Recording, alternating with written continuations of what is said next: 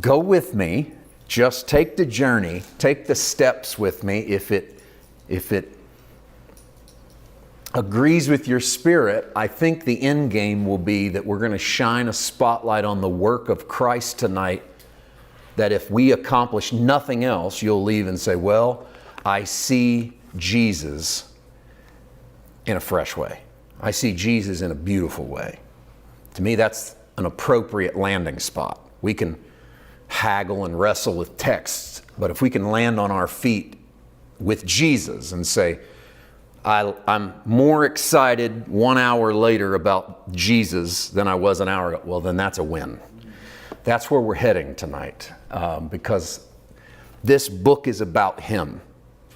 I know we love BIBLE, basic instructions before leaving earth. I know we love that acronym. I'm not a big fan of it because I don't think that's what the Bible is at all. I don't think the Bible, first of all, I don't think the Bible's basic anything. Anyone that sees this and goes, that's basic, has probably missed the point. It's also not a book of instructions. It's an instruction manual no one reads except people who are building something. And unless you're in a specific niche, then the Bible wouldn't mean too much to you. And unfortunately, that's kind of how we treat the Bible. And before leaving earth, I need a guidebook while I'm here, not something that's going to propel me to where I'm going. So I'm not picking on the acronym. The reality is I think the Bible is a whole lot more than just a bunch of lists and instructions and stuff to get you ready to go to heaven. I think this beautiful tapestry, poetic at times, apocalyptic at other times, prophetic at times, stories of God's love, finally culminating in the picture of a man, Christ Jesus. Amen. And through Jesus, then, we get to see God through so many different angles. We get to see how God would move on the earth. We get to see what He would do if He was confronted by His enemies, how He would treat His neighbor, how He would treat His friends. All these little idiosyncrasies of Jesus, they even start to illuminate the Old Testament. Now, I'm telling you that for this cause. Not only am I infatuated with the Bible and beyond infatuated with Jesus, I think you are too. That's why we're here. As Jesus becomes the centerpiece of your stories shift.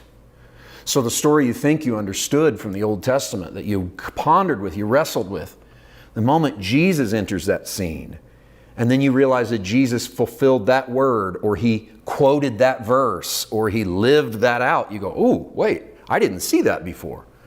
So Noah's boat goes from being a boat to being the vessel upon which you float over the chaos of this life with one door that is the way in to the salvation of God. And then it's not just a flood story anymore, it's a salvation story. And no, there's no Jesus at Noah's Ark, but you'll never see Noah's Ark without Jesus.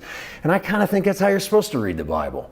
To where it doesn't have to bring Him into the story, but as the story fleshes out, and that's what you're doing when you're reading the Word. You're seeing a snapshot, and then you're adding us another couple snapshots, and the story gets bigger and it gets bigger, and as it fleshes out, all this stuff you're learning out here, this is our New Testament world, starts to inform all the stuff in here. It's part of what we've been doing on our podcast lately, the journey through Genesis.